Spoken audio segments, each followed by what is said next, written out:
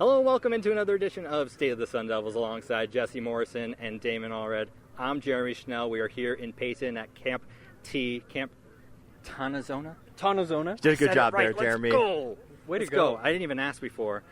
Jesse was staring down CJ Fite's helmet the entire time we were doing that interview. Yeah, he wants to see it. Yeah, bring it over. We're in the middle of the podcast. Let's go. Nice. Let's go.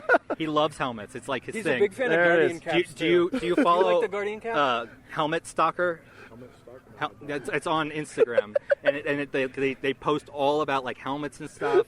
Yeah, I can't say I do. Very Yeah. cool. Very cool. That's an axiom. That's an Yeah. axiom. It's Great. like the second generation one because it's got the top bar on it. There you go. Do you like There's the my Guardian knowledge. cap?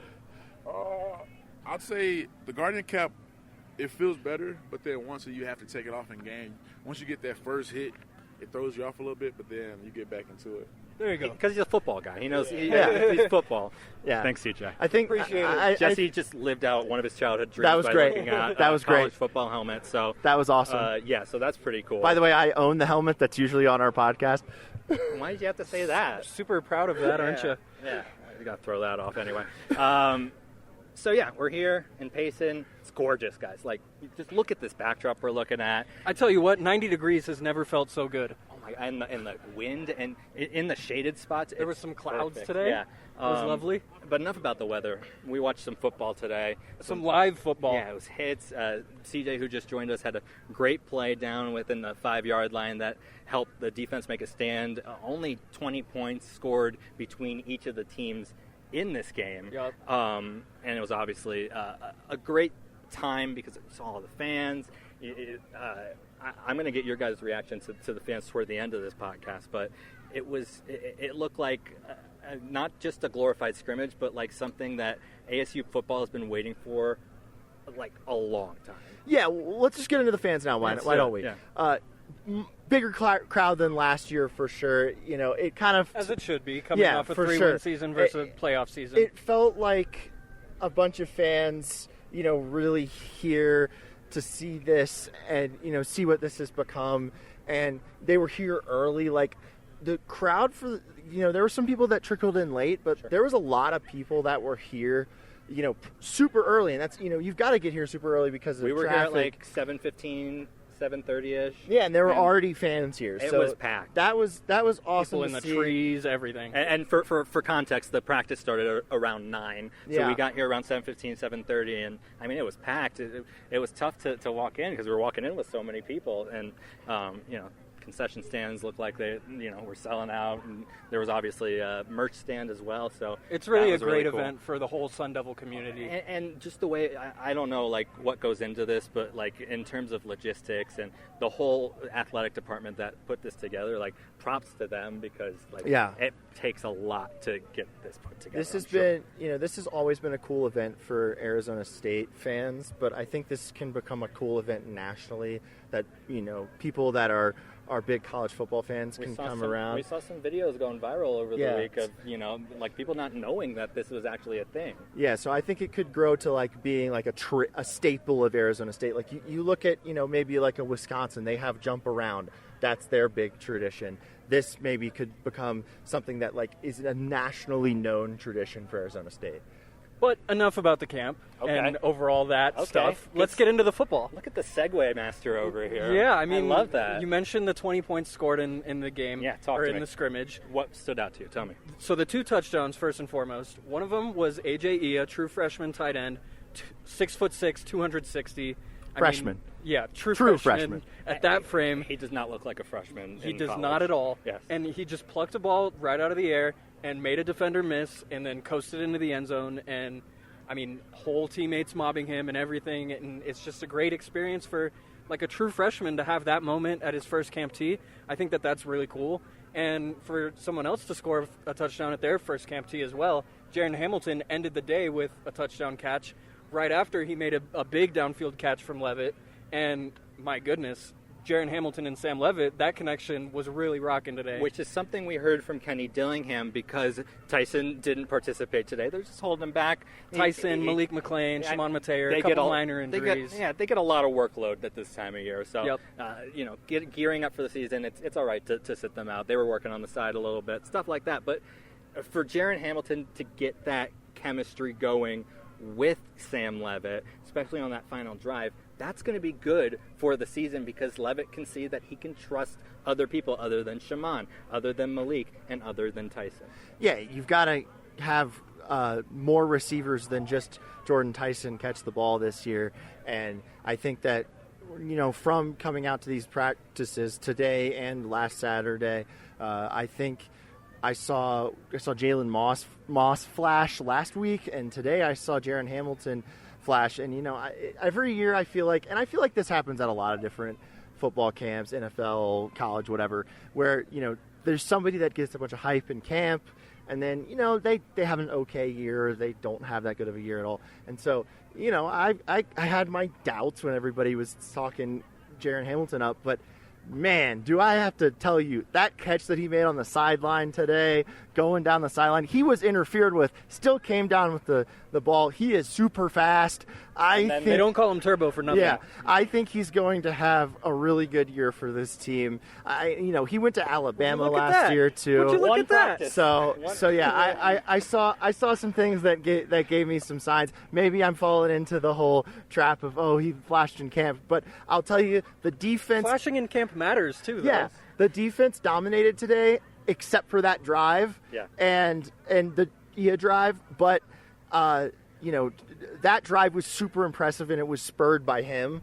And that's what made me impressed, is he did it against a defense that I think is going to be really good. There was another pretty impressive drive that didn't end in a touchdown, but ended in a field goal, and it came on the back of Kyson Brown. Yep. He took over. There was 2 long runs. One run where he probably could have kept going, where it looked like he landed on top of a defender. Probably would have been a touchdown if he kept running. Mm-hmm. But yeah, he looked great. He was running hard. Caught the ball out of the backfield a couple times. So did Kanye Yuta. But Kyson, he's obviously stuck out to you at this camp. And then today again, what did you see from him? Yeah, he just looks like the clear primary back right now. It's obviously still going to be that by committee approach with Udo and Raleek Brown, who had some nice plays today as well. Yep. But Kyson just looks like the guy as far as, the patience that he has before he hits holes and how quickly he gets downhill when he does decide to go down the hole. I mean, he's just a very impressive running back considering the growth he's had since he was a true freshman here to now. And, I mean, it's just hard to put into words how I think he can be effective in this offense in all facets. Really liked what I saw out of the running backs today. Kanye Udo he had a catch, which was great to see. He had to track the ball and catch it. He was wide open, but he went to Army last year. They don't really throw the ball there. That's true. And so 2 catches for 3 yards in his Army career. That's a very good point. It was nice to see him track the ball. I'm being nice to him, by the way. Yeah. It was cool to see him track the ball, catch it, turn upfield. He didn't do the thing where he thought about running before catching it and dropped it. He looked like a solid receiving back from, just that one play, but it was nice to see. I thought the running backs as a whole, really good day. I really liked what I saw out of even some of the guys on the lower end of the depth chart, like the Man Robinson. Yeah, he looked good, and Demarius Robinson. Jason Brown had my second favorite play of the entire day when he just ran over someone, and he's not the biggest dude in the world, and that was awesome to see. But he's big, but he's not. He's massive, and he's really good, and I hope he gets on the field this season. But I think we're bearing the lead here because line. The defensive line was the standout of the day, and no quarterback really had time to throw all day. And just in the run game as well, there were so many times where there was just no yards to be found because defense was swarming. You're going to see our interview with CJ Fite in just a little bit. The beginning of this was a little precursor to that, but we talked to him, and he made a really good play within the 5-yard line where he stuffed a run, and it forced ASU, the offense, into a field goal. The defensive line looks so much improved from last season, and they still have guys from last season's team, and those guys look like they've even improved massively this offseason. They dominated. I think they're going to get more sacks than they did last year. The defense as a whole dominated. The defensive backs. The defensive backs looked good. There was a nice interception. Boogie Wilson, correct. Yeah, so that was cool to see. But even on that play, there might have been a sack before. the interception even happened, but obviously you can't bring the quarterback down. A lot of Absolutely. safety blitzes Yeah, today. so on that play where there was the interception, Levitt was working around the pocket, and in a real game he probably would have been sacked or probably tucked and run, but he threw it, and it was a nice cut by the corner there. Yeah. So, yeah, I don't know if I should be concerned about the ASU offensive line or just that this defense is so good that it's going to dominate in practice. One thing I will say, what's concerning to me is that Kenny Dillingham specifically brought up Ben Coleman in media availability, saying that he wants to see him improve a little bit more. Yeah, he was replaced during the scrimmage by Makua Pule.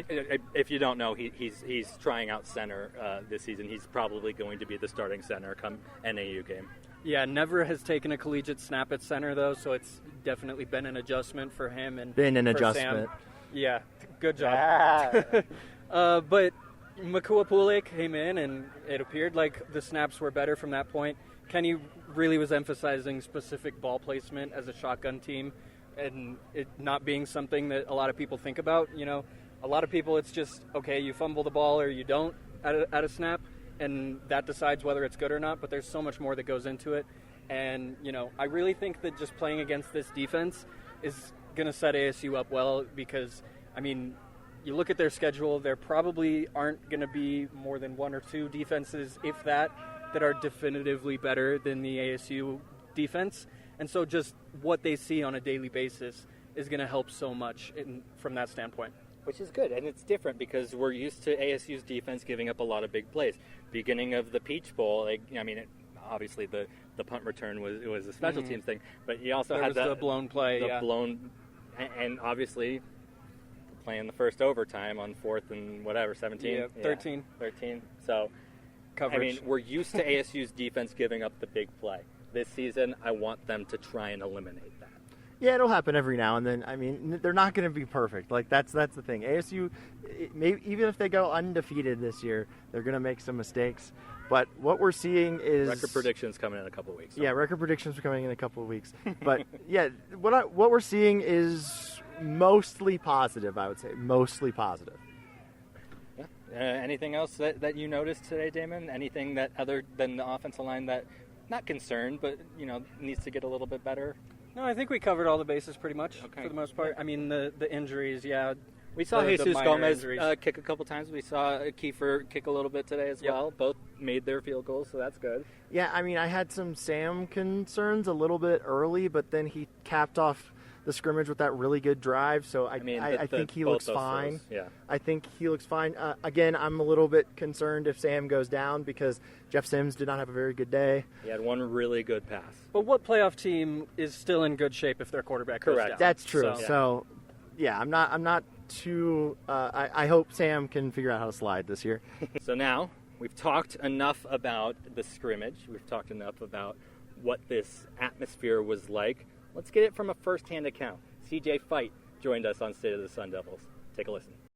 Thanks for joining us, CJ. I appreciate y'all. Thank you. So you had a good scrimmage out there. You made a pretty good play there, close to the goal line. What was the thought process of your defense today coming into this scrimmage? Just doing our 111th and playing the way we play, holding the standard and keep the standard high, and responding. We didn't have a good day, I guess, 2 days ago on our last live practice. So, our biggest thing was responding and not letting that happen again, and coming out with a different energy and different standard with ourselves and how we go. Do you think this could potentially be a defensive first team? I mean, I wouldn't want to call anything defensive first or offensive first. I would just like to say a happy balance. A good teams have that balance with a good defense, good offense. So you can have those back and forths in practice. So, offense is going to respond. We're confident in our offense. Today doesn't define our offense. Defense had a good day, and just like how we were thinking the other day, now the offense has that in the back of their mind, how they have to respond. So I wouldn't say anything about defense first, but it's just having the team do their job. Like offense does their job, defense does their job, and at the end of the day, we're all one team. So I wouldn't want to separate anybody. So just have one good team first team. Wrapping up another Camp T for you. What was the highlight of the week? Highlight of the week. I'm always say the campfires. I love the campfires. You just get to sit around, talk to the guys, laugh, cry, however however the conversation goes. So you really learn more. Each year we learn more and more about each other because each year you just feel more comfortable opening up. So, I love that space just to be able to open up to each other and just really dig in deep so really learn your teammates. Was it a bit different with this year having so many more returning guys than last year and kind of that dynamic? I wouldn't say it was really too much different. It was just more just the mindset going into it. Everybody kind of knows what to expect, and the guys that didn't, you try to help them out as much as possible. But I think we went about every day the same. And like I said, we learn more about each other each day. Like as you go into two years of knowing somebody, 3 years of knowing somebody, you really feel comfortable around them. So like I said, everybody's starting to open up more, let more things off their chest, and just be more open with everybody. So that was probably the biggest difference is everybody was really more open to just sharing as much as they wanted. For sure. So kind of similar to Jesse's question, talking about the defense, how confident are you guys in this defense being able to shut down a team no matter what the offense is doing, no matter how many points you guys are putting on the board as a team? I think we're really confident in our defense just because we're confident in each other. We know the guy next to us is going to do his job, so we know all we have to do is our job. So as long as we do our job, and the defense is going to go as the defense wants to. So as long as we bring the energy we play with, it's hard for teams to match it. So our offense has that same energy. So that's why you have those back and forth days, back and forth drives. So that's what makes it fun, makes it beautiful. Well, you mentioned you like the campfires a lot. Well, what's the best, keeping it PG, but what's the best story from the campfire that, somebody might have told? There we go. Hey, Graham just said Texas to Tempe as he walked by because we got always a on Texas guy right here with us. Yeah. You asked for best story? Yeah, that somebody told, or best moment from the campfire. Any scary stories? Did you do any ghost stories? None of that stuff? I say the first night it was more of it was like a deeper conversation. The second night it was more like open and like more loose. And one thing that stuck with me, Rodney asked, if you had no money, how would you become rich? Sure. And it actually turned into a deep conversation coming off that. But that really had everybody thinking. I know Jack, he had a good idea. He was like reselling, starting off selling bottles of water for $1, and then just continue to grow. And then after that, Coach Roy gave us a nice, like a good life lessons through that. Just asking if it's that easy, how come everybody doesn't do it? And that just goes back to mindset and all that goes with it. So. Rodney started off a good conversation with that, so that's probably the best thing. We didn't tell any stories. I heard the linebackers had a lot of good stories, but ours, the linebackers, they said they had some good stories. I didn't get to hear them, but.